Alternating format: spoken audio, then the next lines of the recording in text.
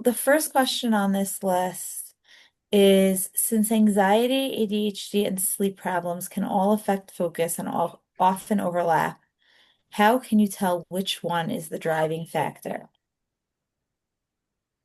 Anxiety, ADHD, and sleep. Is there anybody who would like to respond to that question? I see thinking.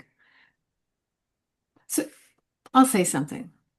Driving factor, as if there was like one car speeding more quickly than the other. I don't know that it's so linear in that way. I think it's multidimensional. I think it's multiply determined.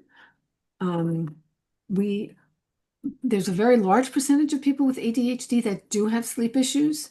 Um, and anxiety is a very common co-occurring condition along with ADHD. Uh, and maybe, maybe there are some kids or some people who have just ADHD and don't have sleep issues and don't have anxiety. But I sort of wonder about asking that question, and if that's being asked because the person who asked it wants to know which to address first. And I don't think it's a matter of first so much. Um, I think working on sleep is really important. Um, I mean, I have something smack in front of my face. So I'm just going to move that. Sleep is important for all of us, and our brains work better. Everybody's brain works better, even without ADHD, but particularly with ADHD, when you get enough sleep. And for kids, developing a long-term sleep routine can often be very helpful. Does anybody want to talk about a sleep routine? I If, can jump in. Um, okay. First I would just underscore exactly what you said, Ellen, that diet, sleep, exercise, these are just foundational to well-being and to our kids being able to access whatever skill set they do have, and being able to utilize what they've got.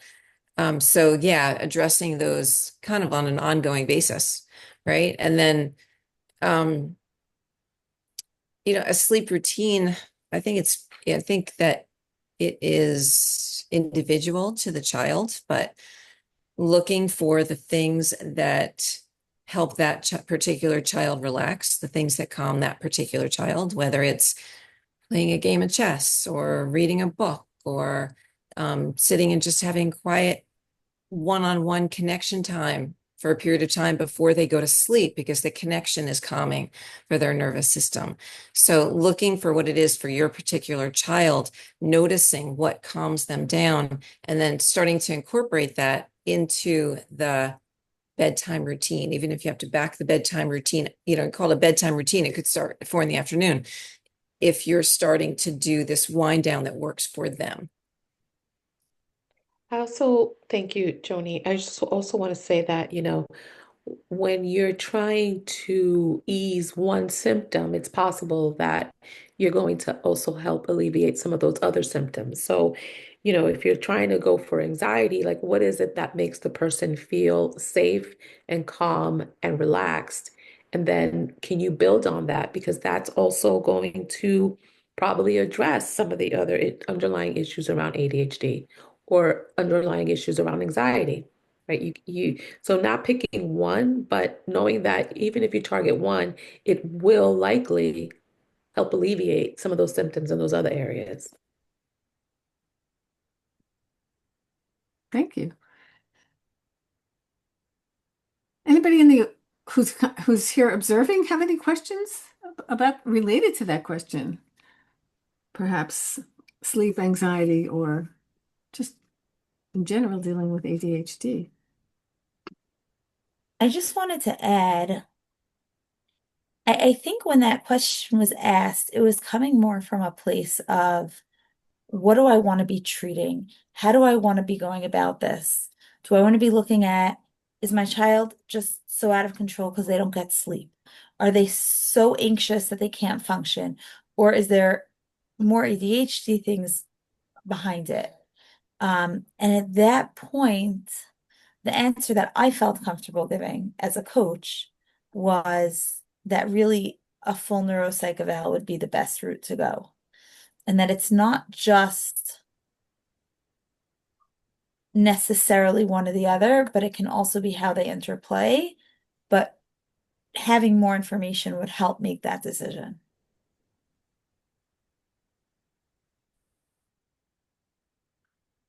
Um, well, it can also identify other causes of learning issues, other causes which could be, learning discrepancies or learning differences.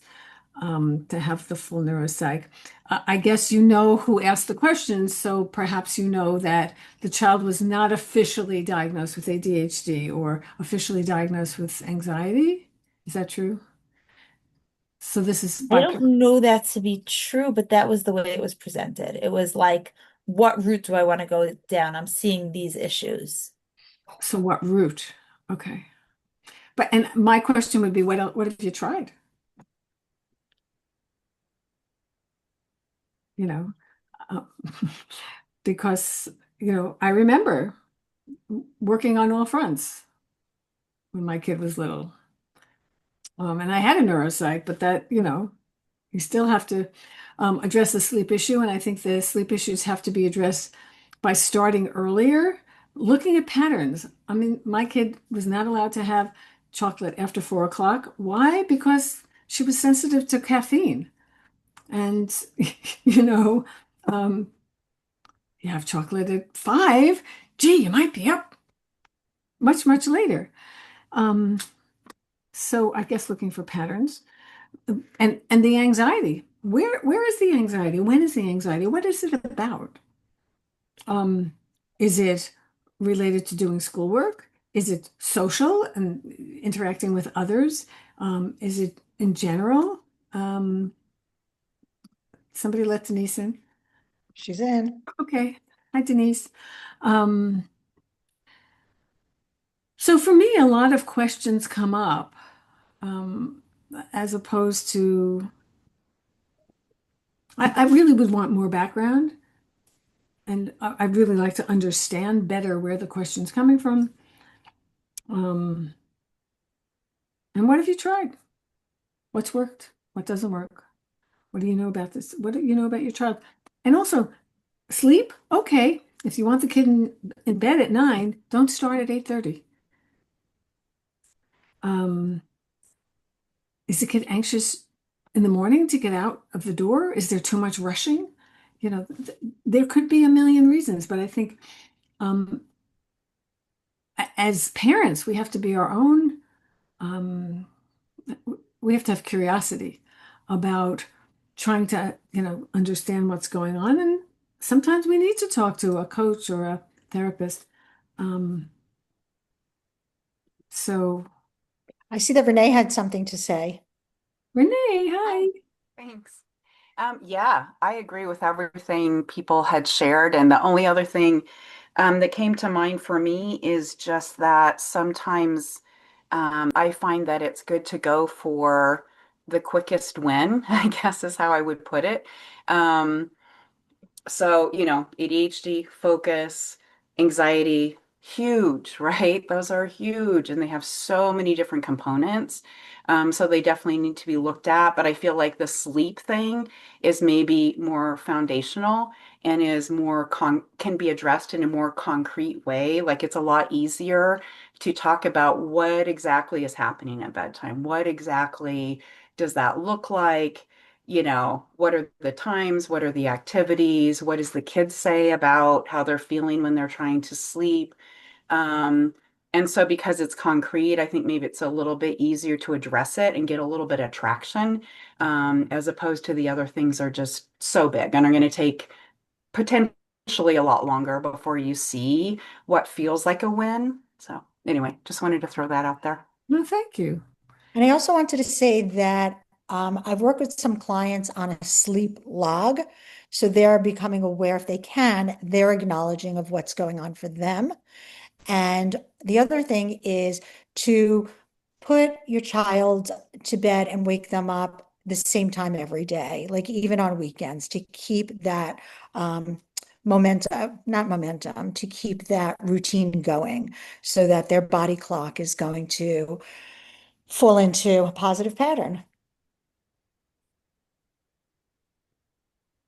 Yeah, sleep's a big issue with everybody. Well, not everybody, but older people have issues with sleep, younger people have issues with sleep, teenagers have issues with sleep. Um, Also, learning meditation. You could speak more to it than I can, Ellen, but meditation is often a tool that can be extremely useful. yes, absolutely. I actually see somebody who listens to meditation before she goes to sleep. And I don't know that she's really meditating. I think she's using it as a sleeping tool, but Right, okay, right. whatever, it helps. We go for whatever helps. Meditation for people with ADHD or mindfulness is really about learning to come back to the present moment again and again and again. And for people with ADHD who have um, minds that are often, going all over the place, sometimes it just helps to just bring it together for 3 minutes and notice the breath. We always have the breath with us. Notice the body, the feet, notice what's going on, sensations. And the goal is not to completely eliminate thought, not at all. It's to be present with whatever there is. There's a wonderful cartoon that has a stick figure and a dog walking, and there's like all this chaos. And then there's another image of a stick figure and the dog walking, and you can see the trees and you can see the flowers and you can see the other things. So it's really about being present. And in mindfulness, we talk about the five senses. So are you aware of what you're seeing, what you're smelling, what you're tasting, what you're touching, sensation? Um, so if that anybody's interested in learning more, let me know. Um, I see Renee has her hand up. Thanks. Renee. Yeah, I didn't know if you guys were ready to move on to a different question, but I was curious. It sounded, if I remember the question correctly, like the question was relative to a parent with a child. And I didn't know if we know the age of the children. But I did want to throw out there kind of together with meditation, because I work with younger children, really teaching interoception, that understanding of sensations in the body, can be so helpful, especially for some of those younger ones. Um, anyway, just And curious giving about that. language to it as well. Oh yeah, yeah. And with really little ones, we often need to name the emotion for them because they don't connect the dots, so to speak, between the emotion and the sensation in the body. Thanks. There are a couple things that I found that really helped when my kids were younger, and that is doing it with them, like doing the breathing exercises as we were going to bed, or an hour, get into bed with like an hour to before you fall asleep, and really doing the breath with them and making it fun. And you can find things online to little breathing exercises with your younger kids and even with your teens, right? To just make it a little bit more fun and make it more of a connecting experience. And when you're doing it together with them, it's automatically connecting. So not only are you giving them the opportunity to learn how to do the breathing exercises, but you're doing it yourself, and it's helps you as well while you're doing it with them. And taking that time to just talk and unwind before they go to sleep, right? Not expecting them to get into bed and close their eyes and go to sleep. They're not ready to, right? And they've had a lot of things going on throughout the day, and it is like a beautiful time to let them unpack with you the things that have been going on that may be keeping them up throughout the day, that you can just take the time to talk about, like I said, unpack and wind down till they can go to sleep. And the other last thing I wanted to say was be careful, and this is a trap that I think that we fall into, of what bedtime's supposed to look like, what it should look like. what should be working, right? If it's not working, it's not working. So we need to notice when we're falling into that should trap and getting frustrated because the thing that should work isn't, but it doesn't. So who says it should, right? And the fact that maybe working for our neighbor or our, you know, sister or our friend doesn't really matter. What's helping our child? Thank you. And here's Renee.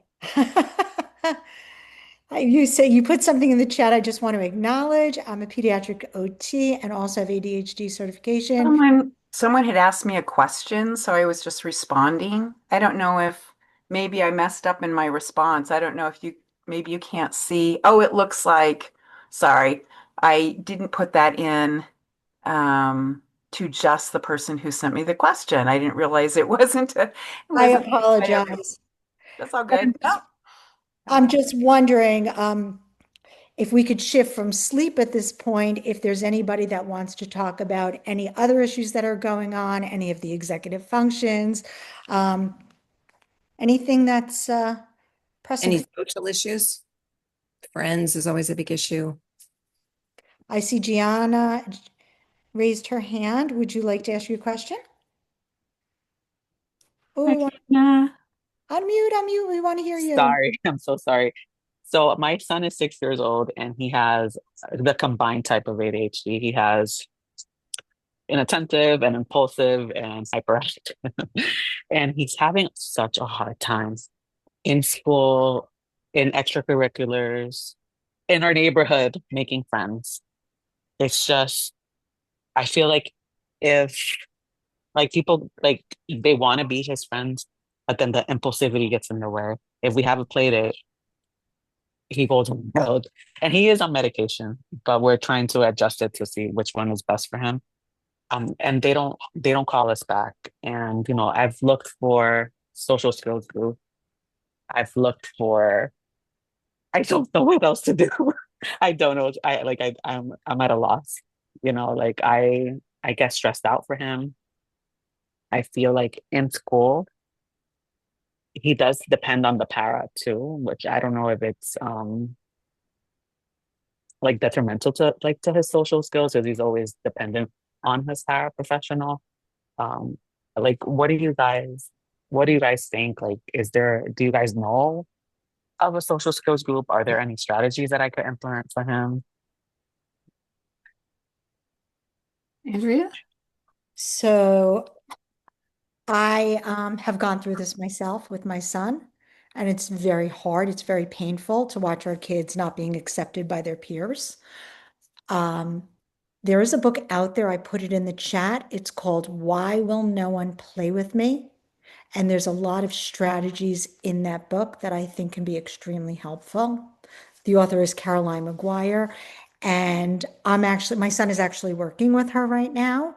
And he said, Mom, and he's older, he said, Mom, this was the greatest experience I had, just to kind of understand myself and to show up differently. So I've also found over the years that finding the right social skills group is hard.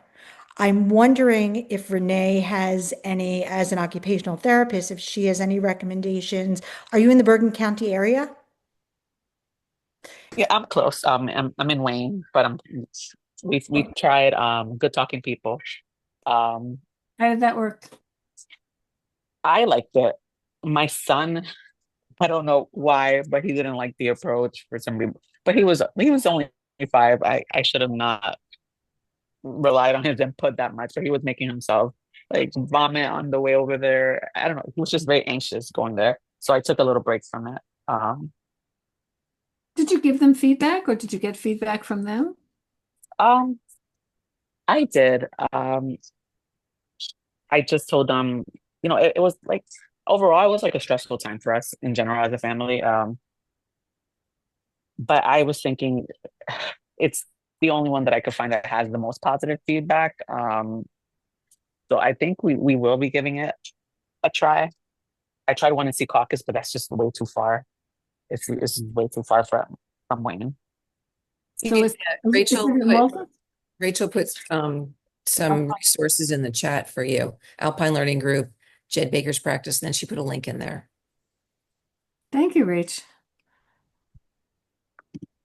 Giannina, that's a little bit, a little bit. We understand. Um, Can I share? May I? oh, sure, please. For Gianni, same thing. I've had the same similar experiences. And I tried so many different things, and um, it's, I'm wondering if you've considered doing things with him um, that would include you, so you can be a part of it, things that you would enjoy together. It may not be the typical things that people say a boy of 6 is supposed to like, but it doesn't matter because you know what he likes, and it's supposed to be a time for you to share with him and bond with him and um, you know, just sort of help him ease up on the anxiety of the social piece, right? Because that's hard, especially at that age. It's just hard. And it's hard for us, for mom as well. So I have a lot of love for you because I experienced the same thing. So know that, several of us know what it feels like to have this experience, but there are ways, maybe not to focus so hard on fixing it for him, but making a space that you two can enjoy while you explore um, social skills building. Does that help? Also, it might be Thank you. helpful. It might be helpful just to think about his time with others being very limited and very structured. Hmm. Yeah. Um, you know, okay, I'll take you and, Joseph for pizza. And then we'll take Joseph home. Or, oh, we'll go to the playground for half an hour. But probably one-on-one is better for him right now than groups. It may be too much. I don't know what kind of sensory issues he's got, and it may be sensory overstimulation. Um, so thinking about that, and good talking people, although you know, they do a great job and they have a good reputation, maybe it was the nature of the group too. And whatever's going on at home. And, then he has to be away from you. Wait a minute, why are you putting me here? I was just in school. Ah! Like, as you said, the timing might not be right, but it may also be that he needs more tinier baby steps into socialization. And even though he's 6, we think of him as 3, 4, 4. You know, kids with ADHD, they're developmentally, socially, particularly not up to snuff. And also, I wonder in school if they're using any sort of strategies that could help him with soothing and calming, Or maybe he's not the kid who can sit in circle time. Maybe he needs to have a fidget. Maybe he needs to have something something sensory. Maybe he needs to be away from the group or with the group. Maybe he can come and go. Um, and so, and of course, um, our resident OT, Renee, Yeah, can I speak was. to the sensory issues and what needs to happen in a classroom for a kid like this. What can you tell us? I know you said he's 6, what grade he's in, and whether or not he's receiving any specialized supports at school? Yeah, so he unfortunately he's in first grade, and I feel sometimes so bad because I listened to early intervention and how he needed to go straight from early intervention straight to school, and he's really young. He's the youngest in his class, plus Such everything a else that's hard going on. decision. And sometimes I feel so guilty about that decision that I made. But yeah, he's 6 in first grade. He's going into second. Oh, Um, he has a paraprofessional. Oh, um, he does OT for his handwriting and things like that. Other than that, just a para and the resource room. They do pull him out the resource. when you say that he has a para, so is there a para who is with him like Yeah, throughout the day? yeah, yeah, Okay. Yeah. So I know this I don't want to get too deep into it yeah. just for this call, but I I would want to know a lot more about exactly what strategies they're using with him. And what I would want to hear is that they're doing a lot of things to teach him about his own social anxiety, to like have a self-awareness, for him to start kind of developing his own goals. Like, what does he really want? How large of a group of kids does he want to be able to interact with? And really that they are teaching him those skills as opposed to a para just being alongside him and sort of supporting him and almost making him dependent. I would want to make sure that they have a solid plan in place where they're actually helping him learn those skills. So, So, and you know, and if you have a 504, that should all be detailed in the 504 plan. Or, or or if probably an he has, IEP. or if he If has he an has a IEP. pair, I would guess it's an IEP. So now that we've overwhelmed you, Jenny, it gives you a lot to think about. And if you want some stuff to read, maybe start with the book that Andrea suggested. That's really a good one. Yeah, I'm gonna screenshot Start. the chat right now so I could keep it for records. All right. Well, I'd like to give other people a chance. Um, so good. I hope some of this percolates with you. Do we have some other questions? Hi, Denise. Hi. So I had a question in regards to social skills as well. My son's a little older. He's 16, and I'm going to keep it down because he's in the other room. um, but uh, he's a kid who's very bright, very driven, doing very well academically. He's in varsity soccer, and he's kind of one of those kids who's friends with everyone at school. And yeah, he's not in a social group. And it really bothers him at times that he's not in. And he said a lot of those groups formed in middle school, and now they won't let him in. And he's a camp counselor by day, then he goes to an SAT class for 3 hours, then he goes to soccer practice, and he's a busy kid, and we keep him structured and active, but he's not hanging out with friends on the weekends. And sometimes, like on this past holiday weekend when he didn't have soccer, when he didn't have an SAT class, I think it kind of got to him that his like playmate, he's an only child, and his playmates are like his parents. And so he's aware. He's very self-aware. He's aware that they find me too impulsive, clingy. They just think I'm annoying. Sometimes I talk too much. So he's aware, and he's gotten better as he's gotten older in terms of managing this, but he still can't get in there with the friend groups. And so I'm wondering if you have any strategies for working with, for helping my older child, 16 years old, going into his junior year and thriving in so many ways, but, kind of the emotion regulation piece sometimes, and also the building friendships, honestly. He has deep talks with people, but it doesn't translate into hanging out with these kids on a regular basis outside of school. And sometimes he's troubled by it, sometimes not. Maybe I'm more troubled by it than anything. I don't know. But any thoughts? So I wonder, is he in high school with a different bunch of kids than he was in middle school? Um, it's the same kids, believe it or not. Four high schools, four schools combined for middle school, and those same combined for high school. So, um, yeah. So So it's a hard age to begin with, and it's yeah, a hard age um, when eh,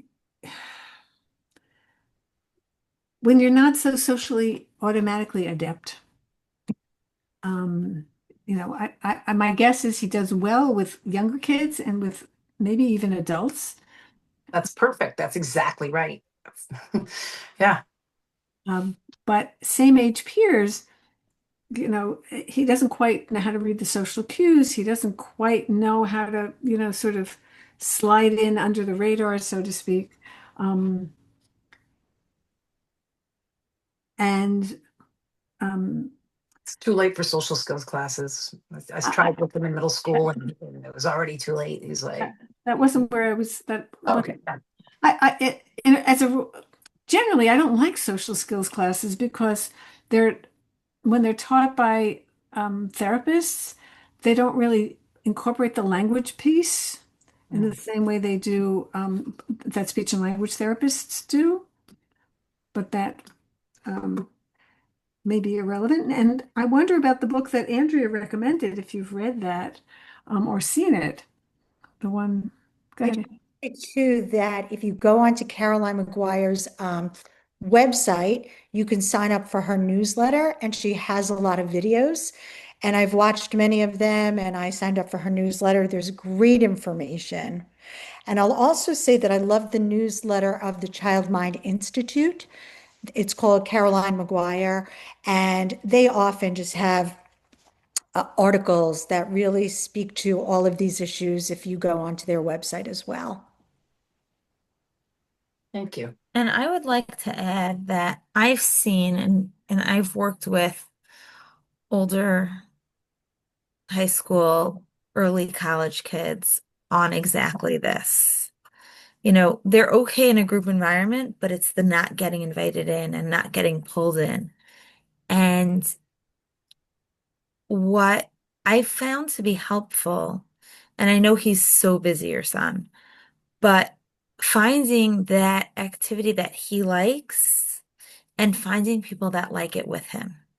So if it's a basketball group, if it's a gaming group, if it's whatever that is, where they can do this together. So there's common interest, and then there's less of the need for the regulation social cues while he's still learning these skills.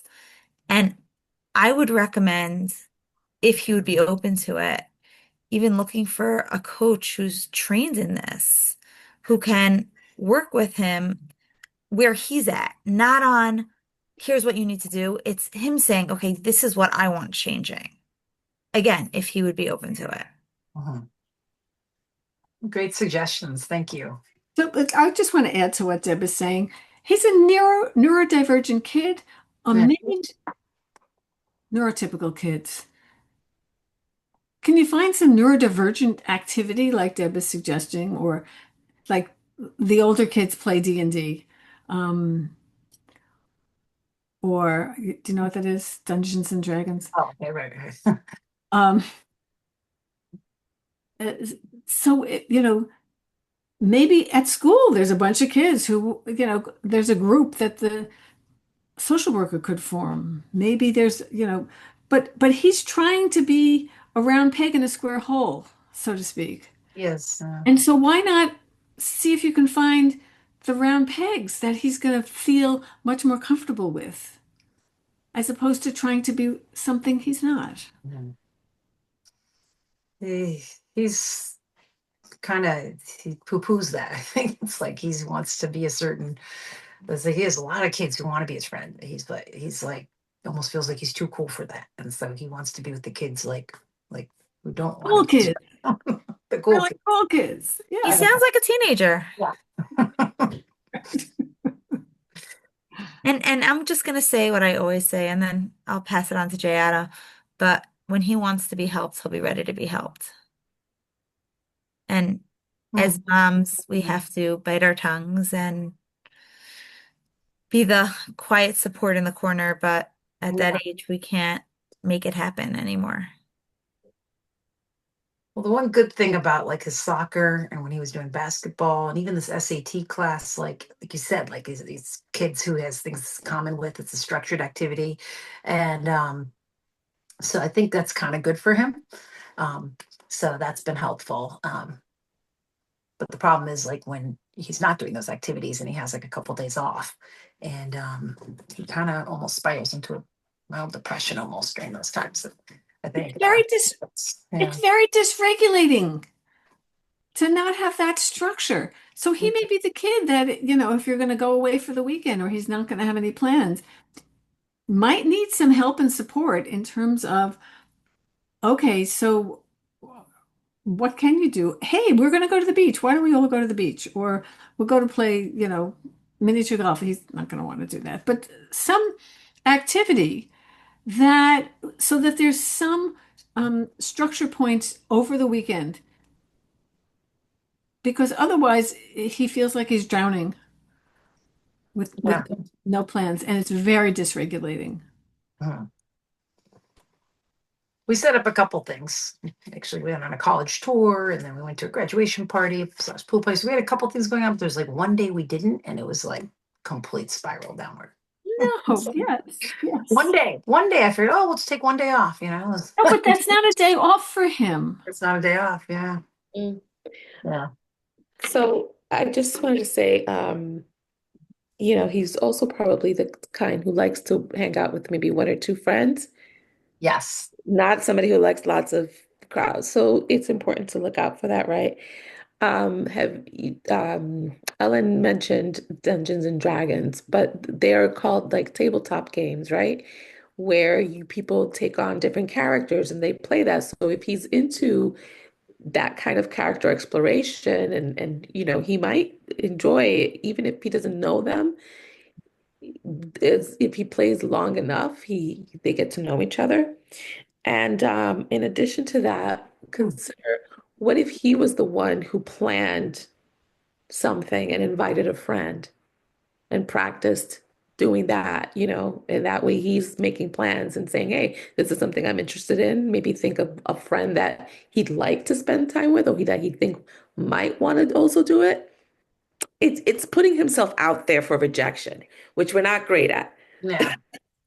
you know, but we also have to learn how to exercise that muscle. Just putting that out there. You don't have to try it all at once, but Yeah. Yeah. No, great ideas. Thank you.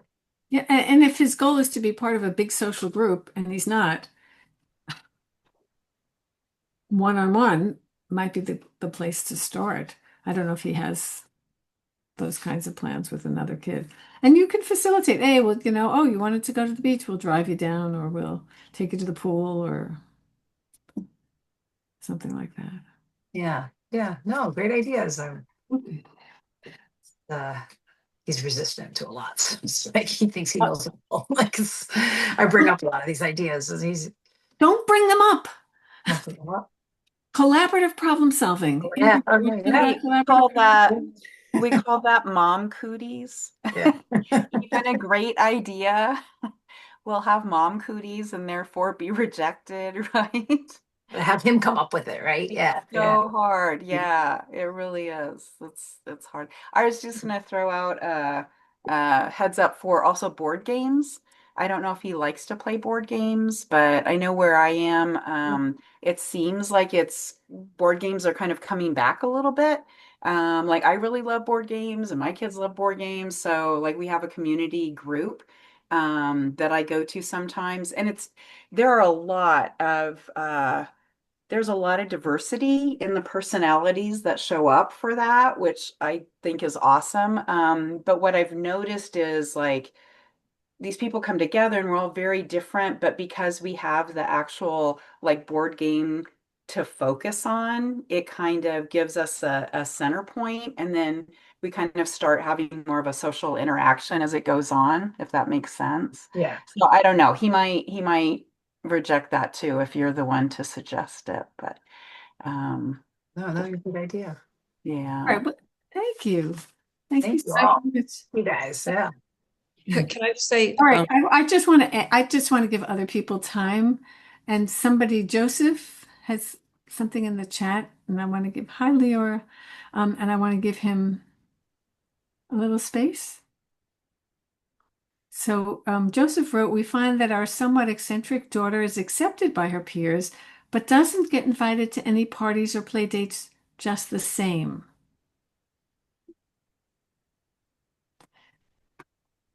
And Andrea, you wrote something. Social City in New York City may be an option. Do you want to talk about Social City? I don't know anything about it. I don't know that much, but I've heard that they have very good therapists and I just heard very good things about them. I spoke to one of the owners a while back. I don't remember too much, but it's something that stuck in my mind. Okay.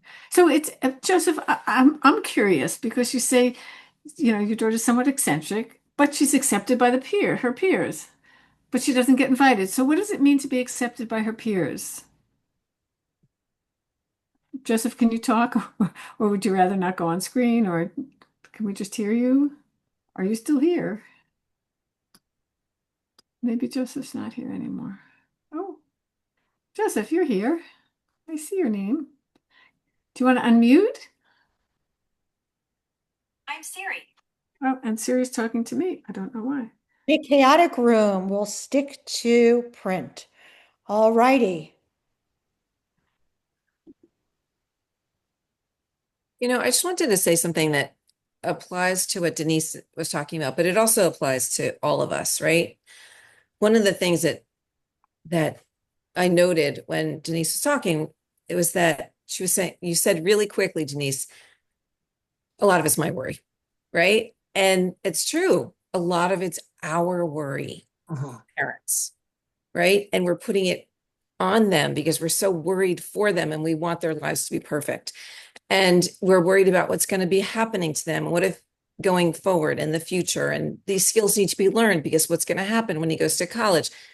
But we got to come back to like today. And that's where mindfulness comes in, right? What's happening right now? Let me see what's working right now. He's doing great in school. He's on sports teams and he loves it. Yeah. Like so many things you listed. And for all of our kids, it's really important to look at what's working, what's going well, and really and emphasizing that with them and shining a spotlight on that for them. And remembering that like their skills are coming. They're just not all there yet. Like all of us, we have skills that we're still working on that aren't quite there yet. And how old are we, right? So super important for our kids to get the energetic as well as verbal message that it's all okay. It's all okay. Look at the amazing things you're doing. This is hard. We're working on it. Is there something that you want there? Is there something that you want to do differently? But it's all okay. It's all great. You're doing great. So you're saying be a cheerleader for your kid, be positive, let them know they're loved and supported. There's so many areas and arenas in their lives where they don't feel quite that accepted. Is that what you're saying? It is what, yes and no, right? I'm not talking about being a cheerleader necessarily, because I think sometimes when we're a cheerleader, then we're not actually validating their feelings and listening to them.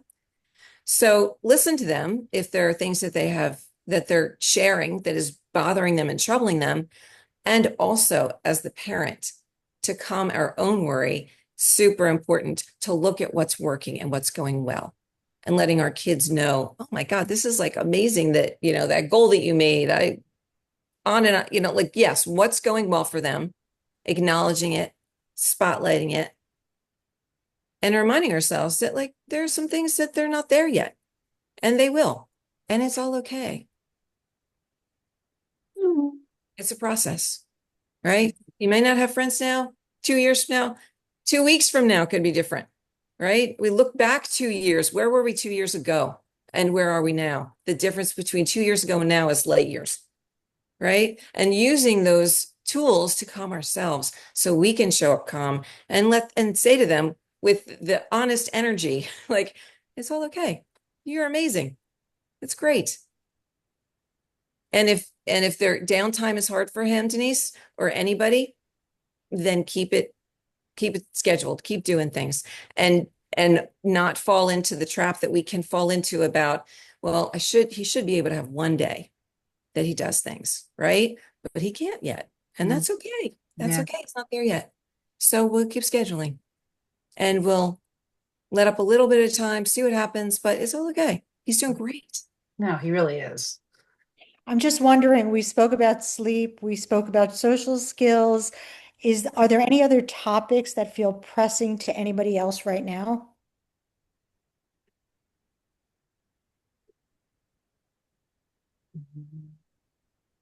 transitions, summer.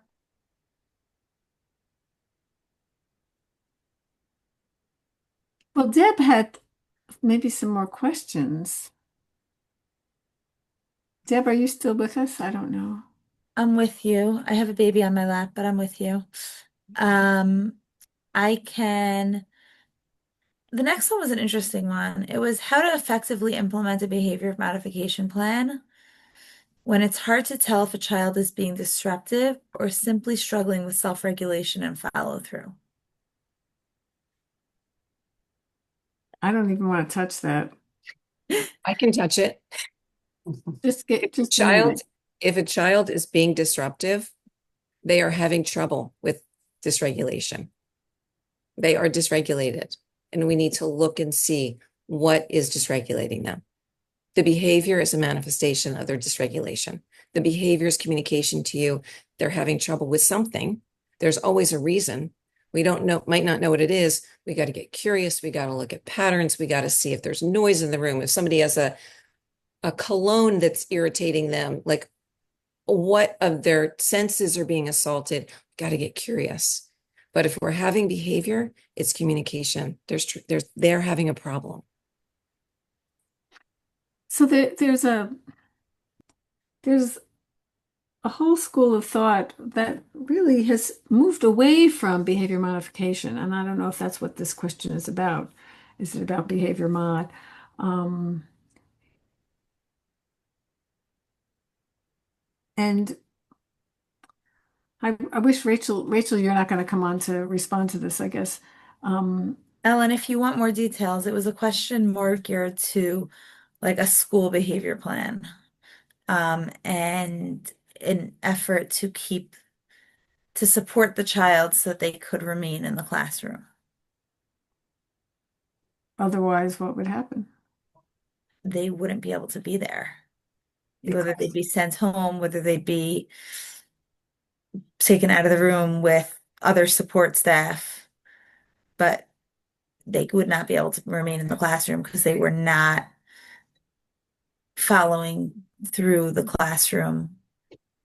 I don't want to say rules, but more structures. well, And the learning of the rest of the class was being affected to a degree that was keeping them from being there. and yet, based on what, Joni, what you're saying, um, the teachers need to try to understand what's getting in the way of him, for example, being able to sit in circle time. I don't know how old this kid is. And offer some alternatives.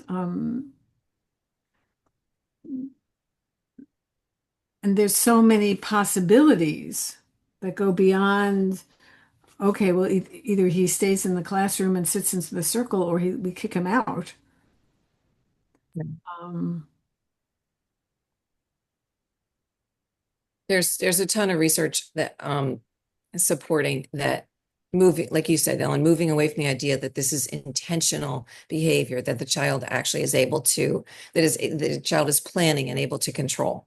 And I put a book in the chat, Beyond Behaviors by Dr. Mona Delahook, which goes in great detail and really explains the brain science model um, behind what's happening and what to the child's nervous system, and that the behaviors are not intentional. And if we're looking at a behavior modification plan that is addressing behavior in in a rewards consequences situation, or they need to be able to do this, but if they can't control it, um, it's not intentional, then a behavior modifications, the plans don't work because the child don't have the skill set. right. And, often if there's a good OT um, on board, they can help the classroom teacher and the child to be able to manage what comes up in a classroom. It could be there's too much noise, there's too much stimulation, there's too much being asked of them. They need more movement, they need more proprioceptive, something. Renee, you want to add? Yeah, I would just say if they've already written a behavior plan, they should have done a really in-depth analysis of what was driving the behavior.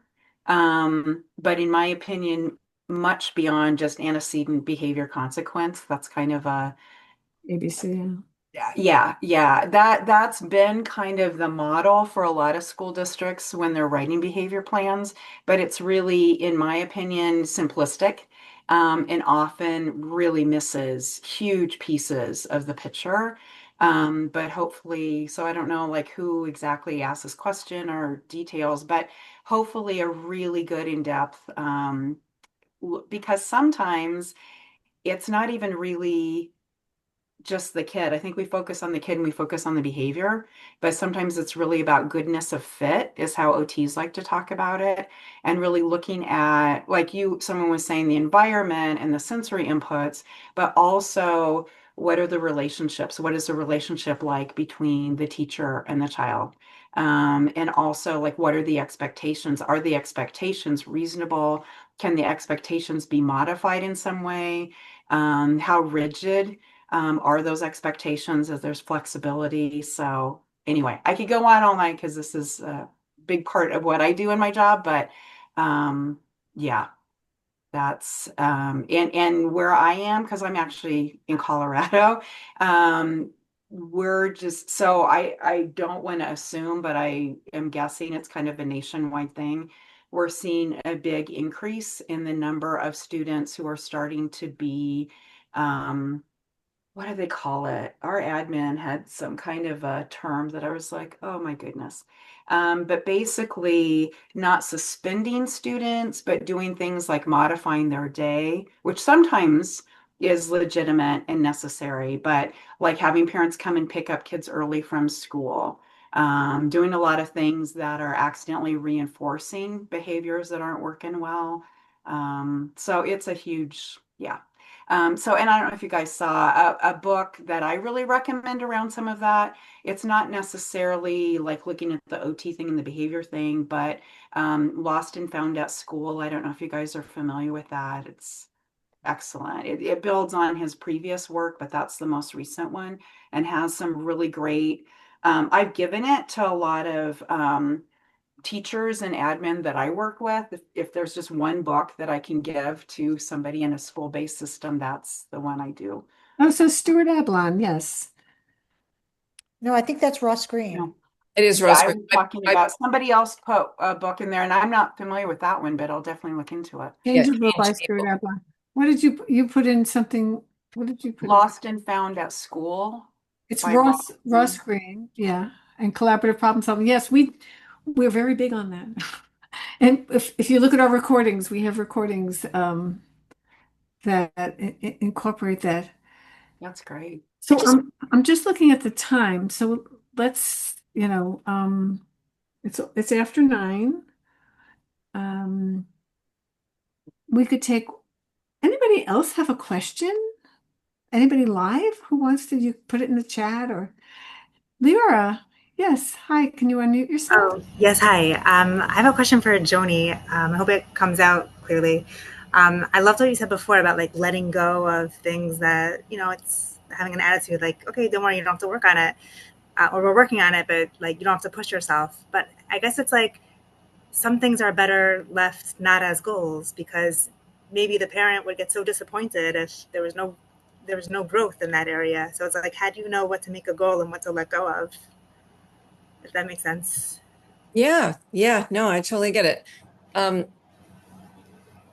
there's so many directions and ways we can support our kids, right? There's so many things that they are doing and learning. And we tend to be in a deficit based mentality, right? Of society. So we're looking at what they don't do well and we're trying to get them to do those things better, right? Because they don't do those things well and they need those things. But if we can switch our mindset a bit to looking at a strength-based mentality, what do they do well? Because when we focus on our strengths and we use our strengths to move us forward, we get better at them because they're our strengths, right? they take us farther because we're using something that comes naturally to us, and we can use our strengths while we are addressing our challenges, right? To help us get around our challenges. So if your child's not reading yet, for example, he may not be ready to read yet. And look at all these other amazing things that his brain is working on right now. His brain is so busy over here doing these things, right? But we're dragging his brain over here because he's supposed to be reading right now. So I'm asking us to like just take a step back and take a deep breath as a parent, right? Like, oh my God, these are the things I'm told he's supposed to be doing. But let me just take a look at what is. Let me support him and give him opportunities, or her or them opportunities to feel successful and to feel good, to support their self-worth and their self-esteem, right? And that will help them do these other challenging things that they may not quite be ready to do yet, but we can be exposing them a little bit at a time while they were having all these successes and feeling good, and we're connecting with them. We're sharing experiences with them and moving towards the thing that the goal is just a little bit further out than for them in this one particular area, right? My son read. He just didn't read till he was 9 or 10. That's okay. He reads now. He's 25. He can't walk by a book without picking it up. But I was trying to notice, like, oh my gosh, he's so into science and he's so into whatever it was that he was into at the time, giving them opportunities to really experience success for their self-worth and their self-esteem, so they can know they're amazing. All our kids are amazing, but they get a lot of information about what they can't do, right? So let's give them tons of information about, oh my gosh, this is amazing that you can do this, as we're working, keeping an eye on those other things, like how can I keep exposing them and how can I make it fun? Because making things fun for ADDers generally is like really sparks them. Let's make it fun. That makes learning so much easier, right? And it's connecting. And when we connect with them, we calm their nervous system and we expand their ability to learn and to do things and to access their skill set that they do have. Does that Thank answer? you. That was so wise of you to handle it with your son that way. He didn't give me a choice. He made it very clear. So I just went along and I learned a lot. He was my best teacher. And I think our ADDers are such gifts to us in so many ways. And one of the ways that they're gifts to us is they make us be our best selves because they require us to be our best selves. They require us to really rise to the occasion and be our best selves more often than not. You know, we're only human and when things happen, right? But they need us to be. So they make us better people in meeting their needs. Well Thank said. you, Joni. So enjoy it, embrace it. It's such a gift. So on that note, we're going to wind up our session. Thank you all for coming. Even those of you who didn't ask questions, I hope you received from the discussion and some of the conversations, and you get different perspectives and different ideas about things. So we won't see you in September. We won't see you in August, but I hope to see you in September. Are the support groups running in August, guys? We are taking August off. So we will have support groups in July and then again in September. That's right. We're also taking off August, and we'll be back in September. Okay, so no support groups in September. And no, I keep saying the wrong thing. No support groups in August. It's vacation for all of us. Ellen, please forgive me if you mentioned, but did you say anything about the CHADD conference? I did not. Why don't you? Why don't I? In Kansas City this year in November, we're having the International CHADD Conference. You are all invited. We have expert speakers from all over the place coming to talk about tons of different topics. And it's such an amazing experience because the networking opportunities, the education that's out there for people with ADHD, you feel like this is your family, like everybody just understands each other. And really, every year we walk away with saying, wow, we've learned so much. So please have a look, CHADD International Conference. It's in November in Kansas City. It's actually the ADHD conference that's sponsored by CHADD, ADA, and ACA, or whatever that. Oh, I lied. I'm sorry. That's okay. Just now, maybe it'll stick in people's heads. That's Andrea, do you want to talk a little bit about teacher talks and encouraging parents to encourage their teachers? I put it in the chat actually that we were talking a lot about school and teachers, and we do have the third Wednesday of every month, resuming in October, a forum where teachers can share their struggles and come for some advice or, just a discussion about the executive functions and how we can support our children in the classroom without pulling the hair out of our heads. So I invite your teachers to come join, and hopefully they'll walk away with some tidbits. okay. Thank you. I want to thank everyone once again. I want to thank everyone for coming.